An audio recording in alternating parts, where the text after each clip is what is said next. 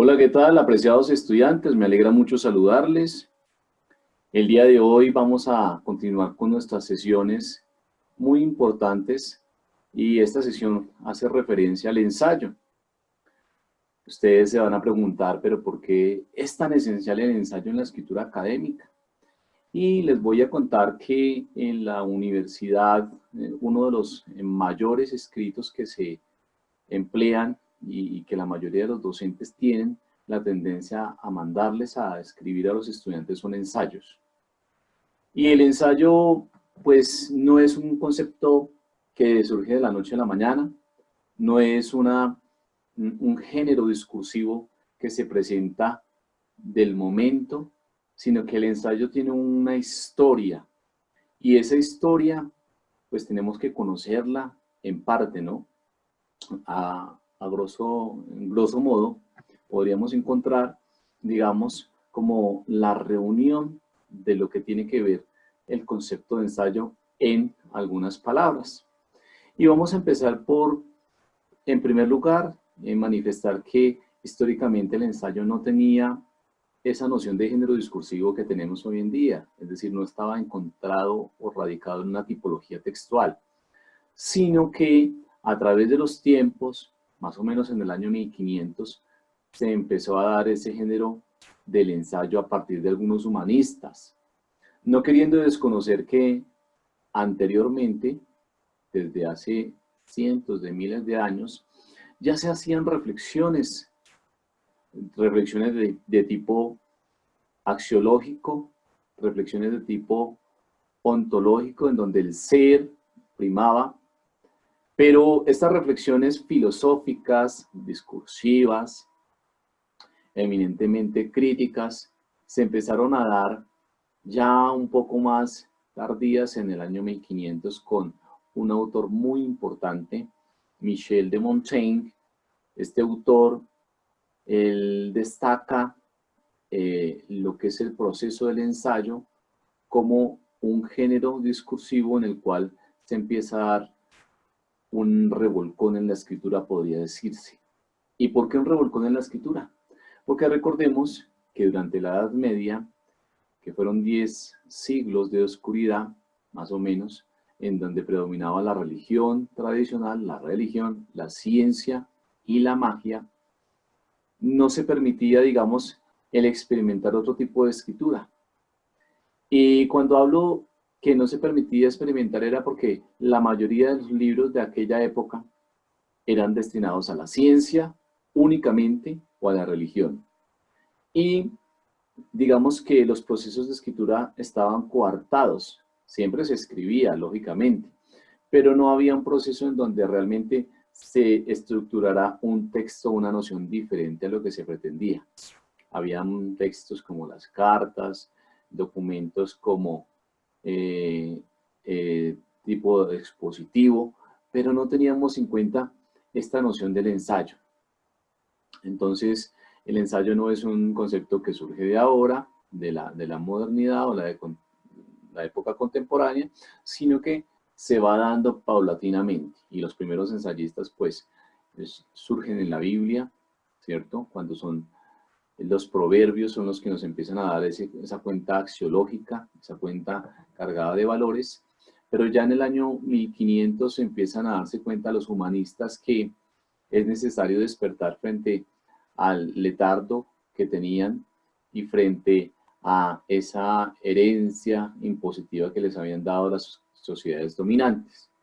Cuando el ser humano empieza a despertar, se da cuenta, se da la posibilidad a que pueden surgir otras formas de pensar, de converger el mundo, de entrar a replantear y reflexionar todo lo que estaba viviendo en esa época el mundo occidental.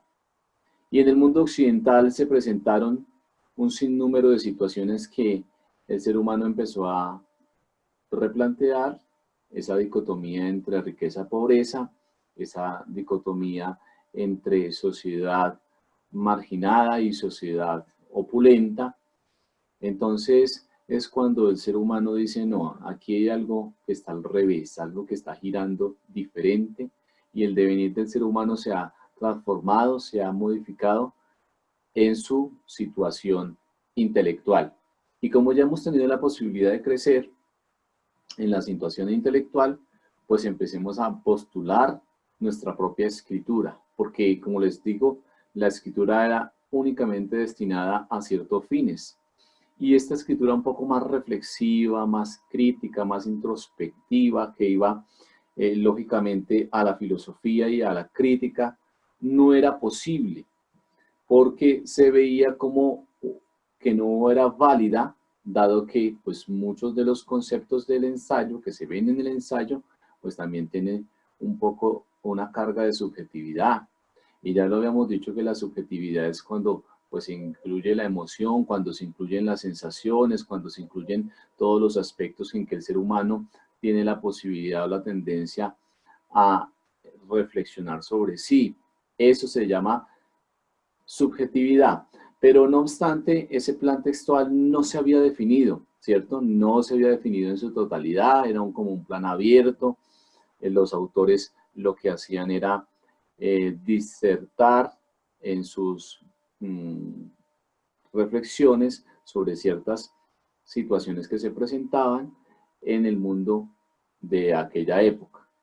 Y aquí hay que entender, muy importante, que fueron varios autores los que constituyeron la noción de ensayo. Uno de los más importantes es Cicerón, porque Cicerón ya acuñó el término ensayo, él ya lo organizó y empezó a darle como esa orientación de género discursivo. Pero aquí hay varios autores. Por ejemplo, tenemos a La Rosa, en donde dio una carga bastante importante sobre el ensayo académico. Otro autor importantísimo es Humberto Eco, en donde también empieza a hacer esa situación de inferencia y de interpretación, el mundo de las interpretaciones, el mundo de la pluriculturalidad, el mundo en el cual no hay una interpretación única ni equívoca, sino que hay múltiples interpretaciones. Y también tenemos a otros autores que le dan como el matiz de género discursivo, como es a una autora que es Liliana Wittenberg. Esta situación ya se empieza a dar como más radical y en Alemania surge este género ensayístico para no solamente los literatos, sino para otras ciencias y para otra parte de la humanidad. Entonces tenemos diferentes clases de ensayo, no solamente en la literatura, como les reitero, sino que abarca más disciplinas humanistas y también teniendo en cuenta esa situación, digamos, referente a la figura en la cual el ensayo iba a dar un cambio paradigmático a lo que se estaba viviendo de la época. Los autores, varios autores escribieron diferentes ensayos referidos a la prensa, referidos a la educación, teniendo en cuenta también la filosofía, teniendo en cuenta la religión incluso, pero estos ensayos todos tienen algo muy importante y es que tienen una intención comunicativa, tienen una ruta para empezar a repensar, vuelvo y digo, en un ensayo se repiensa, se reflexiona sobre una situación particular que le acaece al ser humano. Ya teniendo en cuenta como este breve recorrido histórico, vamos ahora sí a profundizar en lo que tiene que ver con el ensayo.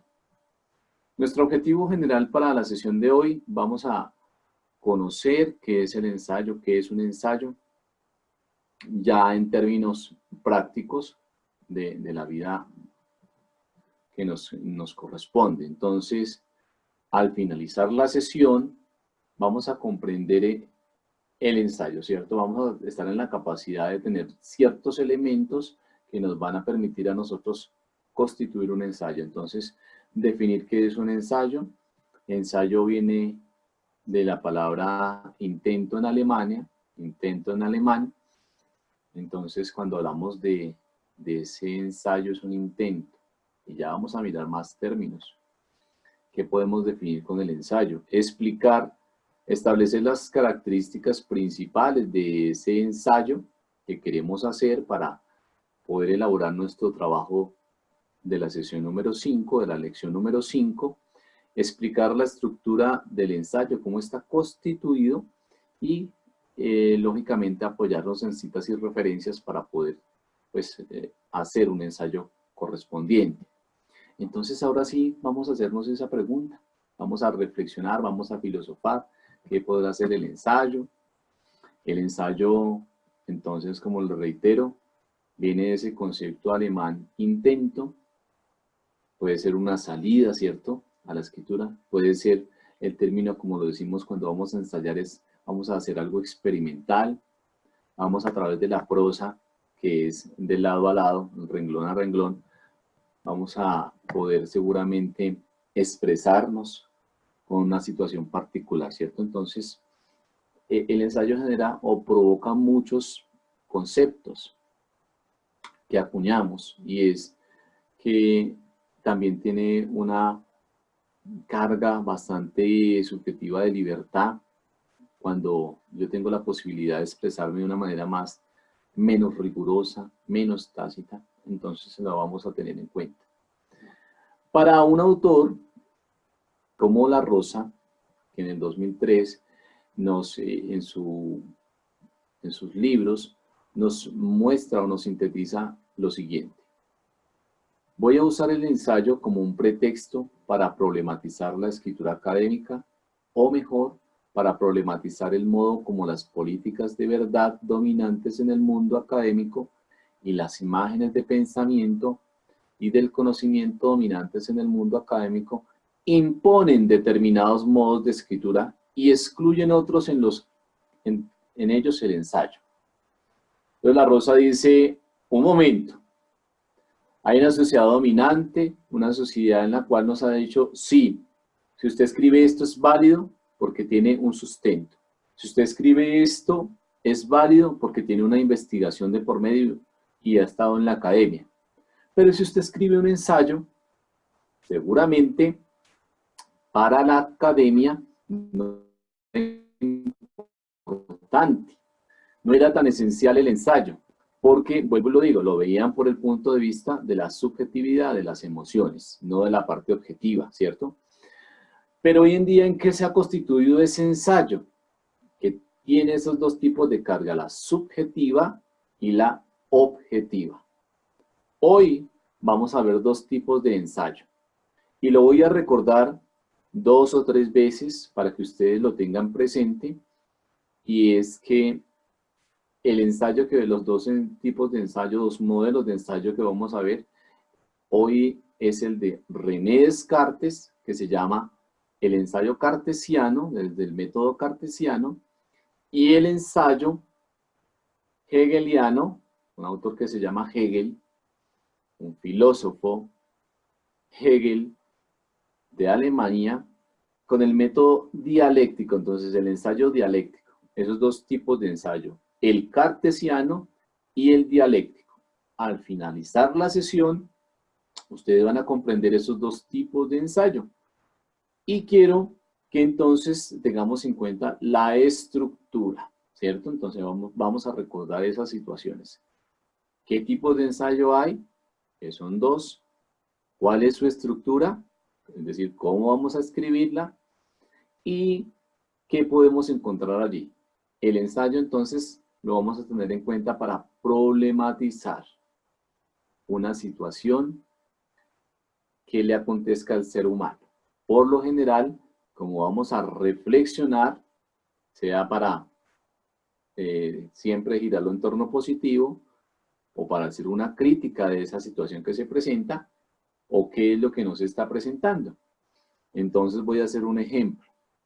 Los autores de la época de los humanistas se empezaron a replantear lo que yo les digo, cómo la sociedad estaba dominada por la política, cómo la sociedad estaba dominada por un mundo capitalista económico, cómo la sociedad estaba dominada por la tiranía, los gobiernos, etcétera, y cómo le podían dar una salida reflexiva a partir de lo que se escribía.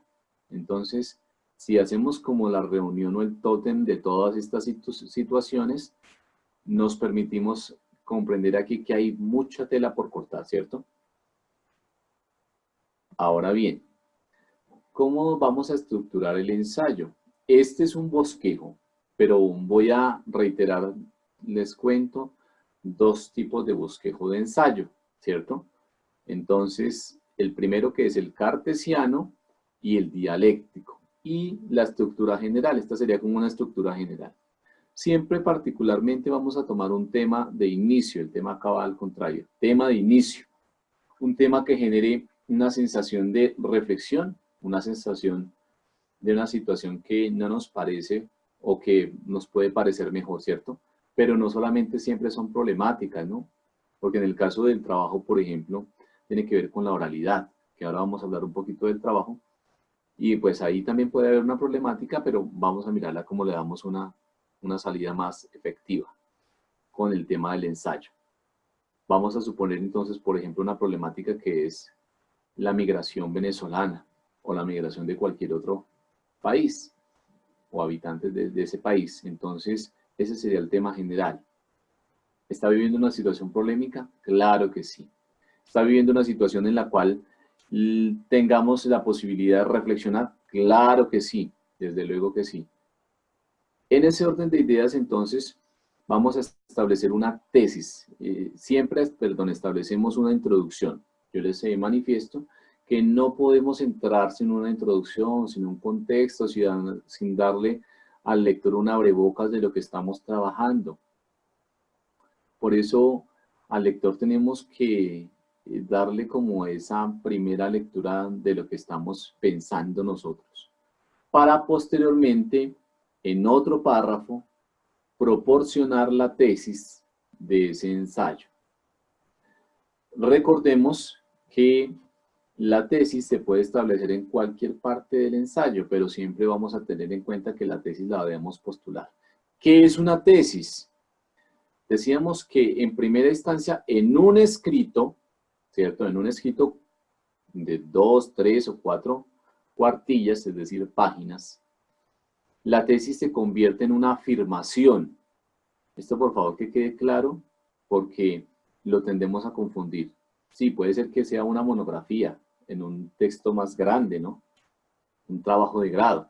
Pero en el caso de la argumentación, una tesis se refiere a una afirmación.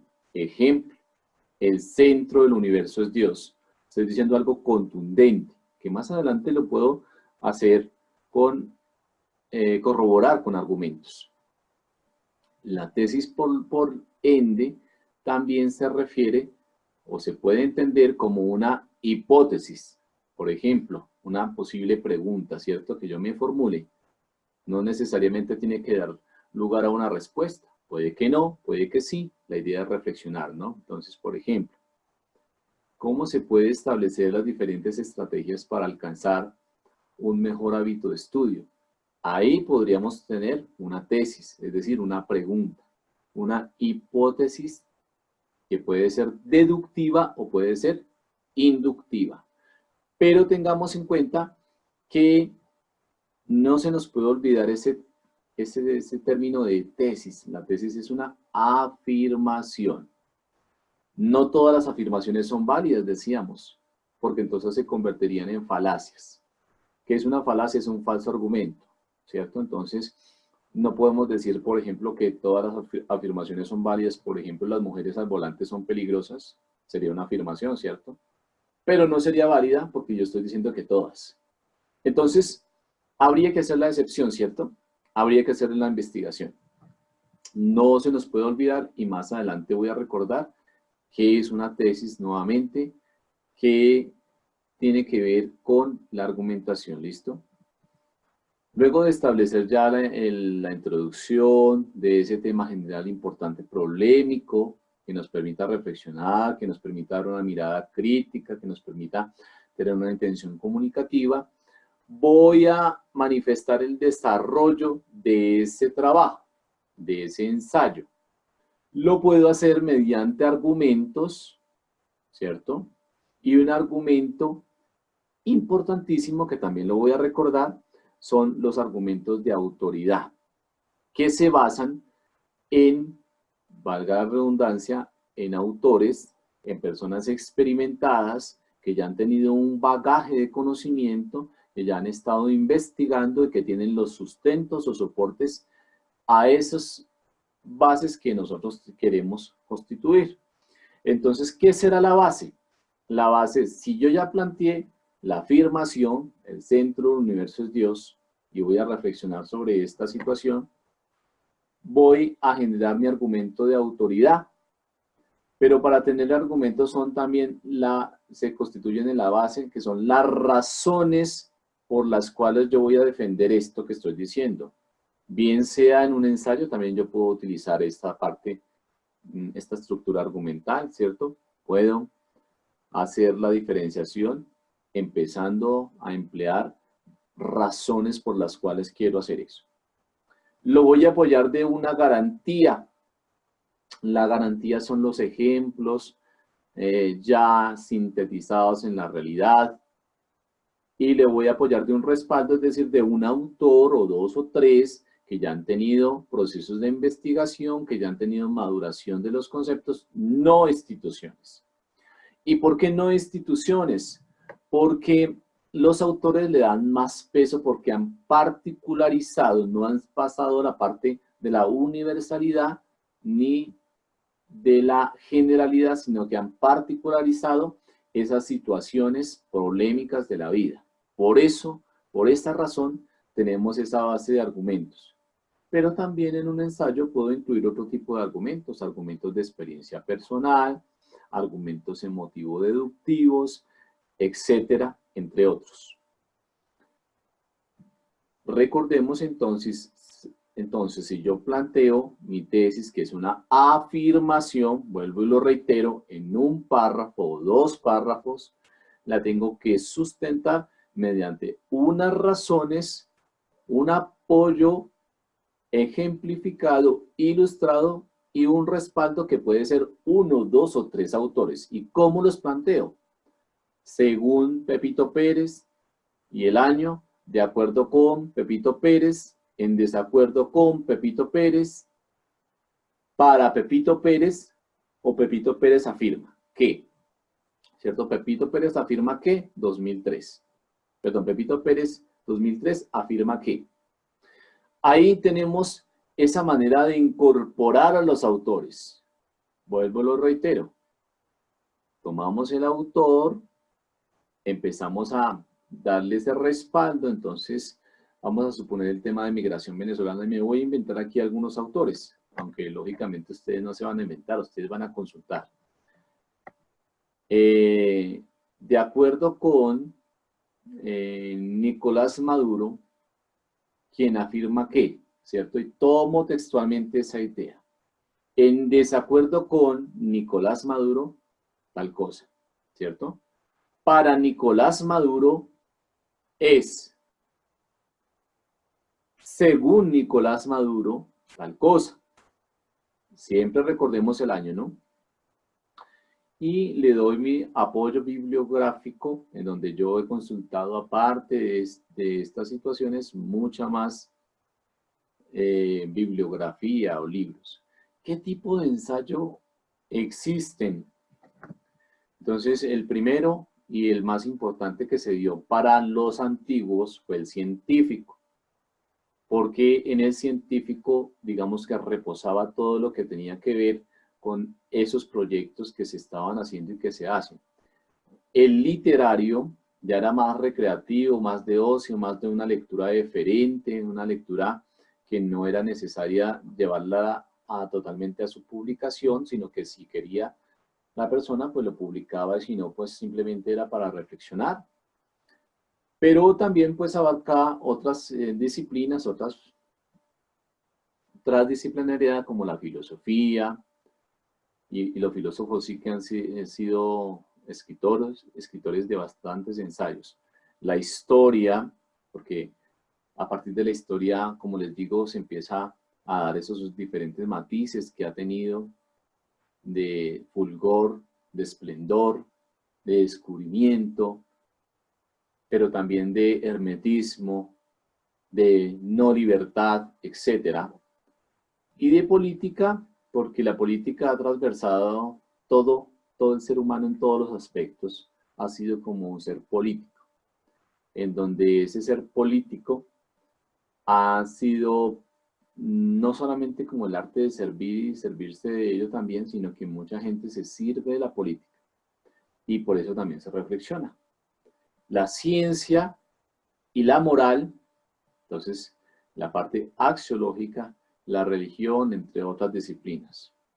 Estamos hablando de disciplinas que son susceptibles a el reflexionar.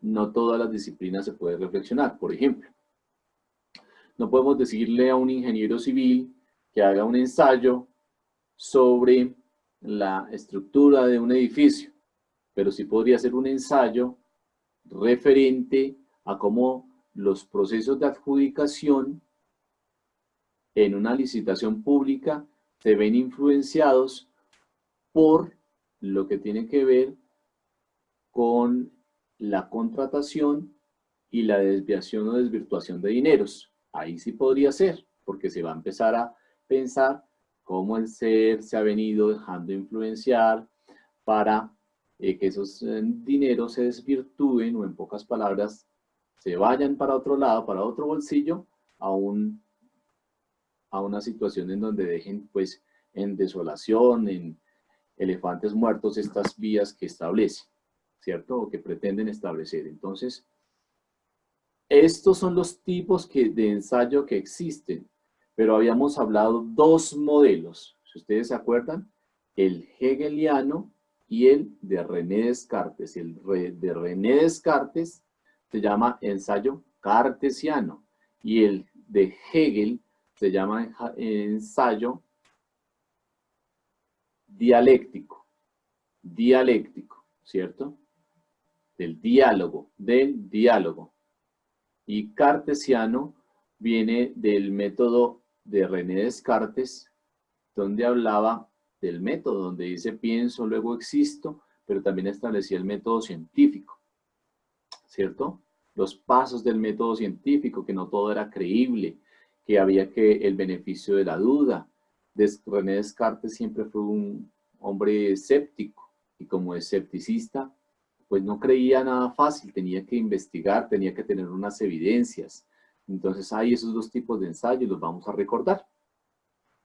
Bien, pasando a otra diapositiva, encontramos que el ensayo tiene una característica muy importante. Ahora vamos a ver un ejemplo pues, real para que ustedes vayan identificando. Una actitud crítica porque es argumentativa, ¿cierto? Porque dan unas razones y ponen unas razones importantes. Es altamente subjetivo porque yo puedo formular una cantidad de preguntas y dejarlas en el limbo, en la reflexión. Unas 3 o 4 o 5 preguntas y esto va a ser para que en mis párrafos deje, como se dice, mi punto de vista de una manera abierta. No es muy extenso, por lo general tiene una forma muy concreta, muy sintética. Hace una abstracción de la síntesis, aunque hay ensayos que en la antigüedad se escribían de 30, 40, 50 páginas. Hoy en día, pues, la idea que es para la academia y en forma de realmente de conciencia de lectura, pues se establezca unas 2 o 3 páginas o 3 cuartillas, que es lo más importante para que sea presentado ese ensayo. Tiene una estructura libre, porque yo lo que les decía, pese a que hay dos modelos de ensayo, el cartesiano y el dialéctico, pues también puede tener como una estructura libre, no es necesariamente que la haga exactamente tal cual. Pues la idea es que usted se estructure, pero pues si no la va a hacer así, pues tenga en cuenta algunos otros elementos. Tiene la tendencia a tener variedad de temas, muchos temas pueden aquí incluir, y puede tener un estilo de escritura variado, puede ser un tono un poco más problematizador, donde identifique una situación y a partir de ella haga un análisis, o puede, por ejemplo, establecerse un tono un poco más mesurado, un poco más llevado a la crítica, ¿cierto? pero una crítica pues constructiva, positivista, y siempre va a ser formal. De otro lado, vamos a encontrar que aquí tenemos en cuenta algunas situaciones como son, desde la formalidad, hay una expresión de ideas relevantes, importantes, una carga de atributos con autores porque los van a problematizar y algunos los van a apoyar mediante argumentos, como decía. Entonces, ¿qué es lo relevante para apoyar de lo que se está hablando, de lo que se está escribiendo? ¿Cómo elaborar un argumento? Volvemos a reiterar porque es elemental que ustedes aprendan para que a ustedes no se les olvide esto en la vida. Entonces, ya les decía, escogemos un tema, hacemos la introducción o el contexto, contextualizamos a nuestro lector, presentamos una tesis, que la tesis es una afirmación, y luego la desarrollamos. Aquí está muy sencilla, ¿no? Pero esto, pues, la idea es que se desarrolle en párrafos, en 1 o 2 o 3 párrafos. La educación, base del desarrollo de un país. Bueno, aquí es la base. La educación es la base del desarrollo de un país. ¿Es una afirmación? Desde luego que sí. ¿Puede tener sustentos? Por supuesto que sí. ¿Puede tener ejemplos? Claro que sí. ¿Será que esa tesis se puede desarrollar con autores que han hablado de ello? Bastantes, cientos de autores. Entonces, sí nos serviría como tesis. Bien. Les decía que un ensayo está, que un argumento apela a lo lógico racional. Y como apela a lo lógico racional, pues siempre tiene que tener unas razones, que son las premisas, unas razones que me lleven a ello. Entonces vamos a mirar lo que dice de la educación. La educación, en vez de ella, la educación permite los avances sociales y económicos, desarrollo de la población, de la tecnología, de la investigación intelectual, de la participación ciudadana, de los mayores niveles de empleo e ingreso, entre otros. Se escribe entre otros más que etcétera. Esta situación me permite a mí corroborar que lo que yo estoy diciendo de que es la base sostenible del desarrollo de un país, lo estoy diciendo porque, sí, se da también en la tecnología, porque así como crece la educación, crece la tecnología, así como hay un mayor nivel de intelectualidad, pues hay un mayor nivel de empleo, etcétera, ¿cierto? Y ahí estoy dando ¿qué? La base o las razones.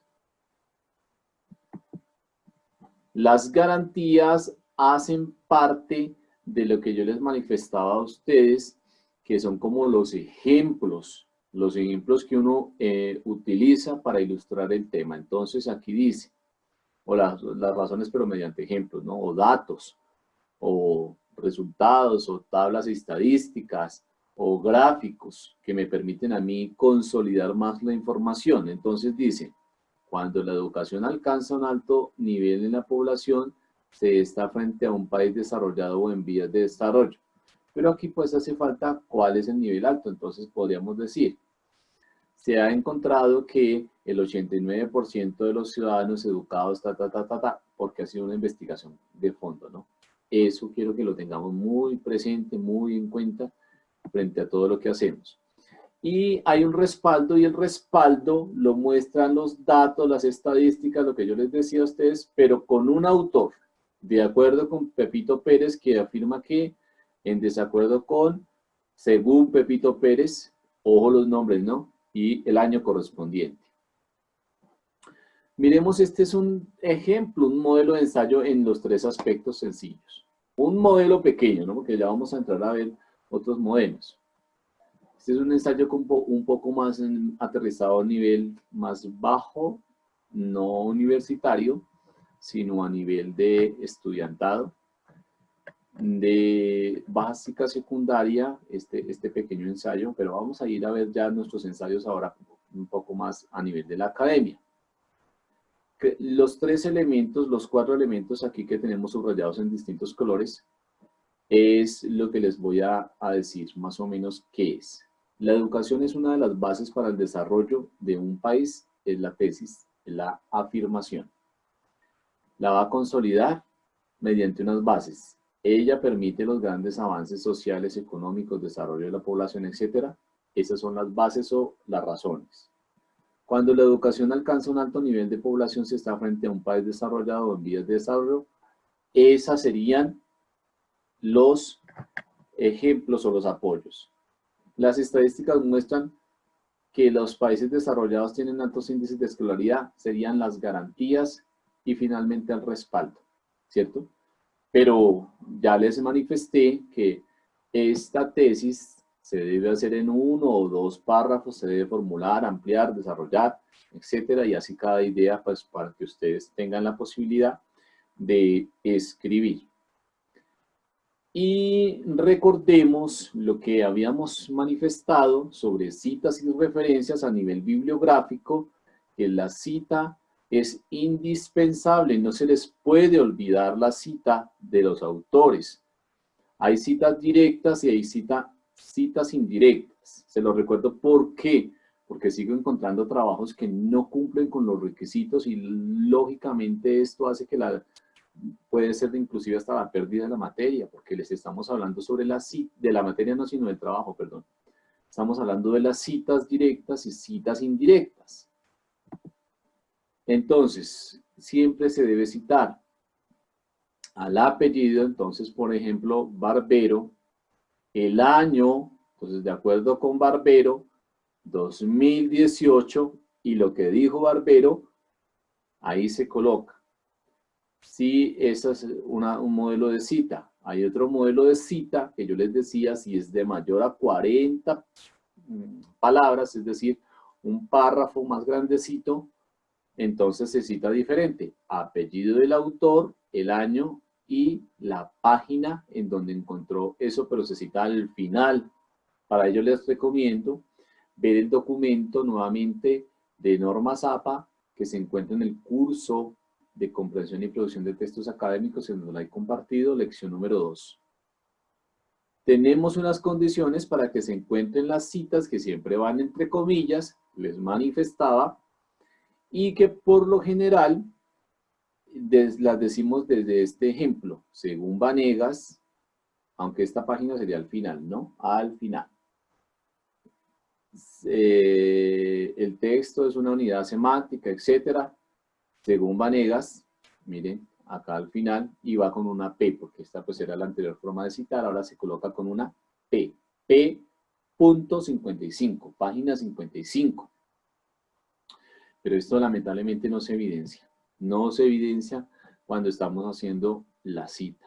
Por favor, para que lo tengan muy en cuenta, cómo se utiliza, de acuerdo con, según, para Pepito Pérez, para Pérez, 2018, etcétera. Y aquí tenemos cuando, por ejemplo, es más extensa la cita, entonces, tal como la afirma Tulio, 1997, cerramos paréntesis y la página va al final, o no se coloca la página ahí en este caso. Esa sería. Las referencias es cuando ya tomamos ejemplo de los artículos que hemos leído, ¿cierto? De las revistas. Y miren la cita que es completamente diferente, ¿cierto? Se coloca completamente diferente y a veces esto no lo encuentro establecido. Yo les pido el favor que ustedes ingresen a ese documento que yo les manifesté de la Pontificia Universidad Javeriana, en donde ustedes encuentran allí los ejemplos más específicos, uno por uno. Cuando se cita de libros, ustedes también lo van a encontrar allí. Cuando se cita, por ejemplo, de los documentos ya editados en su obra, cuando se cita un capítulo específico, cuando se citan documentos electrónicos o la cibergrafía, que es diferente la cibergrafía a la bibliografía, cuando se citan documentos de trabajos de grado como monografías o tesis, cuando se cita sobre una ponencia o de una ponencia que se ha establecido, etc. Hasta ahí tenemos en cuenta que lo que hemos venido haciendo hace parte de. Ahora bien, vamos a también tener muy presente lo que yo a ustedes les manifesté referente a los modelos de ensayo, que son dos tipos de ensayo. El ensayo cartesiano y el ensayo ¿qué? Dialéctico, ¿cierto? ¿Qué será ese ensayo cartesiano y qué será ese ensayo dialéctico? Yo les preparé una guía a ustedes que la voy a subir al Drive compartido, en la cual ustedes van a encontrar como la metodología de la presentación de un ensayo. Y entonces yo les doy varios pasos. Entonces les digo, lea detenidamente todo el texto con el propósito de entender el ensayo y la estructura. Si presentan inquietudes, no duden en comunicarse con el profesor vía WhatsApp, en el grupo, en el horario correspondiente. Envíe el trabajo en la fecha señalada que usted debe hacer. El trabajo se envía al correo electrónico, el cual se le sugirió, que es armandorolesdirgua938. Se anexa al correo, al trabajo, las bibliografías, las fuentes de lectura, etc. Les coloco cómo se estructura el ensayo por si se le ha olvidado. Y luego les digo que en Zion International University presentamos dos tipos de ensayo, que puede ser el cartesiano y que puede ser el dialéctico, en donde en el cartesiano lo vamos a estructurar de la siguiente manera. Entonces dice, aquí vamos a prestar mucha atención. ¿En qué consiste la estructura cartesiana? Lo voy a leer y ustedes van a ir reflexionando. En primer lugar, es preciso decir que se basa en las ideas del filósofo francés René Descartes.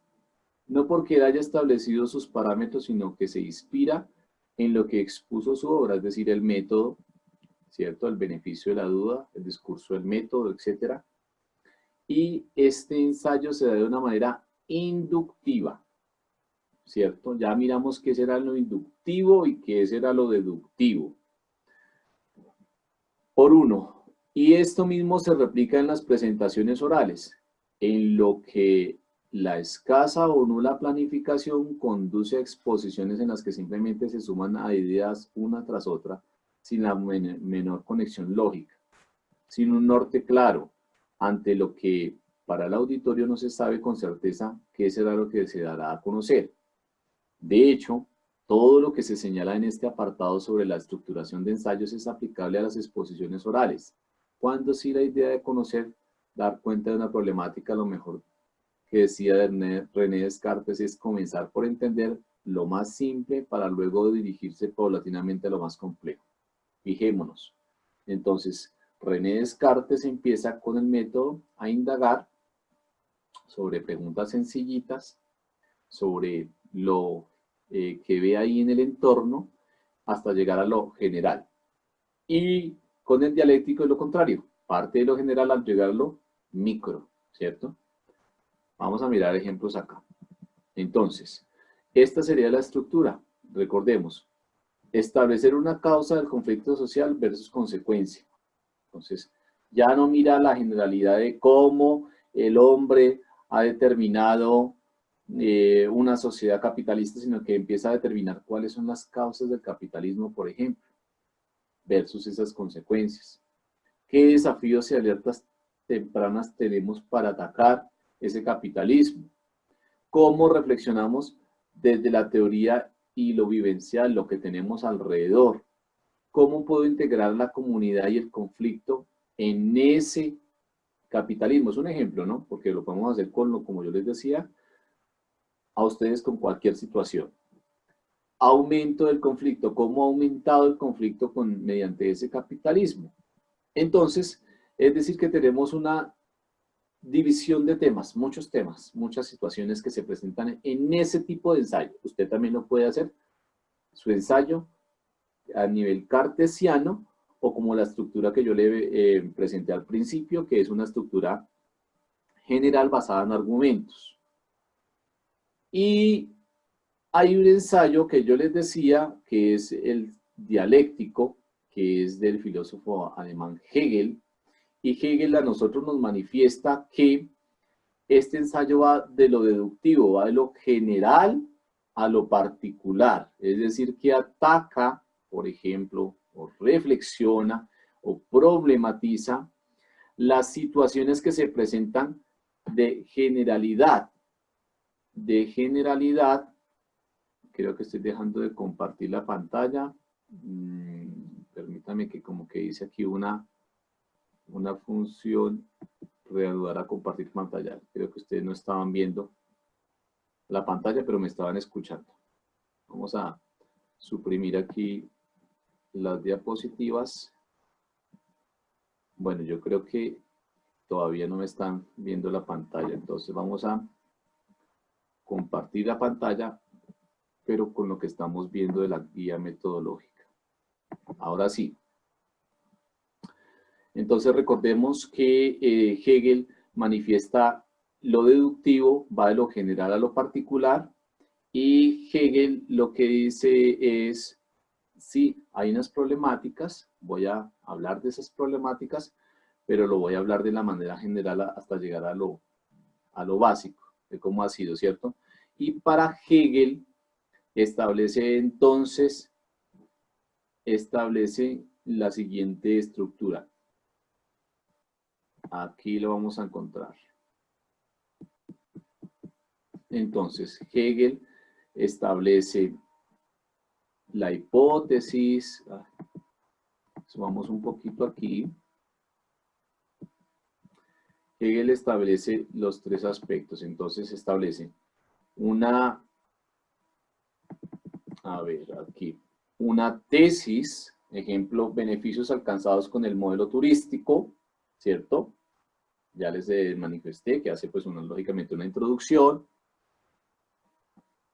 Luego establece una antítesis o antítesis que convierte en desafíos el creciente competencia de otros destinos turísticos, o sea, como lo contrario, lo que se podría dar. Y una síntesis que es el cierre de ese ensayo, que más que un cambio se refiere a una reestructuración de un modelo. Hasta aquí tenemos presente que hay dos tipos de ensayos, ¿cierto? Lógicamente usted va a tener este documento para que lo lea, lo relea y pueda comprender allí más por si no ha tenido todavía en cuenta lo que se ha venido explicando. ¿Cómo se llega al plan de acuerdo a ese trabajo que ofrece el método dialéctico? Entonces se llega por lo que yo les decía.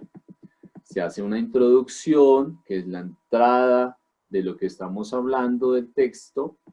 Se hace una contextualización de lo que queremos ahondar. Se definen unos términos de esos conceptos elementales que vamos a hablar. Luego se establece una formulación de un problema, de una situación que queremos resolver como tercer aspecto. Establecemos preguntas en esa reflexión problema y podemos escribir muchas preguntas. Formulamos una tesis para ese trabajo. Luego establecemos un cuerpo argumentativo, es decir, lo que yo les mostré la estructura al inicio, y luego finalmente hacemos una conclusión. Y hasta ahí estableceríamos lo que tiene que ver con un ensayo destinado a la reflexión, destinado a la problematización, destinado a lo que estamos trabajando continuamente. En este arte de escribir no es fácil, tampoco imposible, pero les solicito que ustedes, por favor, lean detenidamente también esta guía para que usted pueda consolidar su ensayo. Vamos a refrescar algunos de los conocimientos que hemos venido aprendiendo para que no se nos olvide. Y entonces usted mentalmente vaya tomando nota o también vaya tomando nota en algún lugar. Pero necesito que usted, por favor, tenga en cuenta estos conceptos. Decíamos que planteamos una tesis, ¿cierto? La tesis es una afirmación. Una afirmación, por ejemplo, como el exceso del consumo de alcohol es perjudicial para la salud. Es una afirmación, ¿sí? O podemos establecer una pregunta.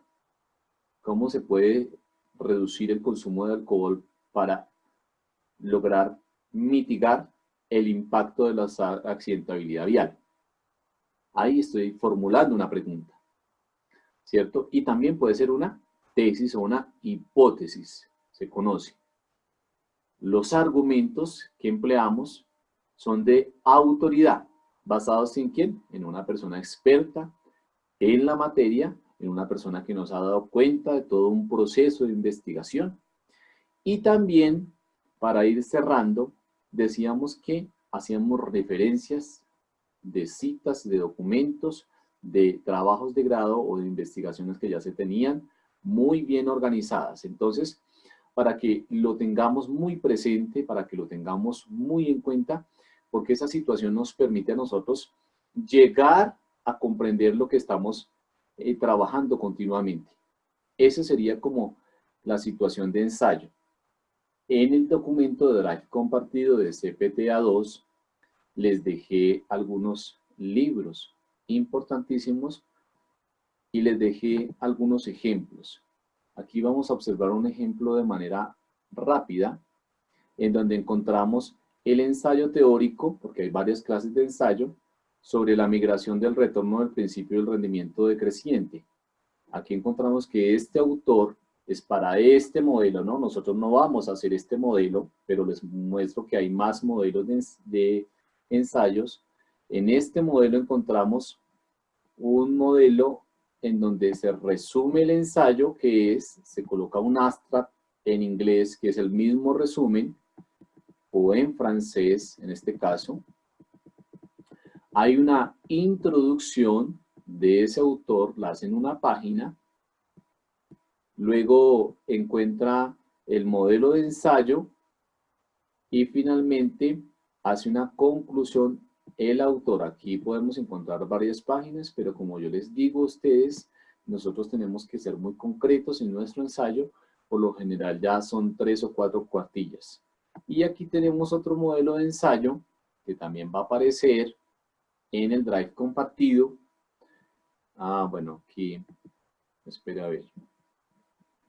Aquí tenemos, bueno, un documento donde van a encontrar los modelos de ensayo. Se llama Taller de Expresión 1 y se llama El Ensayo.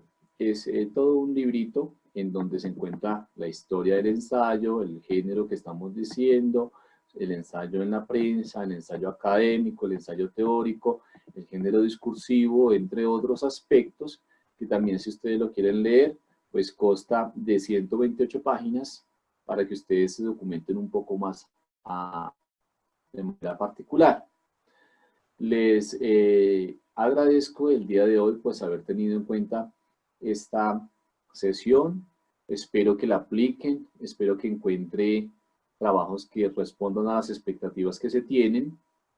El trabajo en qué va a consistir, recordemos, usted debe ir al plan de estudios, lección número 5 del curso CPTA 02 y allí va a encontrar lo que se le pide. El libro en el cual está o aparece el tema sobre la oratoria, se va a encontrar en el Drive compartido ya también, para que usted acceda al libro, entienda qué es la oratoria, no necesariamente se la tengo que explicar todo, sino que usted también va a leer, va a profundizar, y con eso que usted profundice, establece una situación de reflexión, una situación de análisis, y a partir de esto, elabora un ensayo, ya teniendo como referente cómo se hace un ensayo. Entonces, les agradezco muchísimo. Espero que nos veamos muy pronto y que sigamos compartiendo de las lecciones porque estamos en total crecimiento y estamos pues aprendiendo los unos de los otros. Repasen los conceptos, no se les olvide tener en cuenta que en el examen va también a encontrar algunos conceptos fundamentales y necesito que tengan en cuenta esos conceptos para que les vaya muy bien. Muchas gracias y hasta pronto. Estamos en contacto.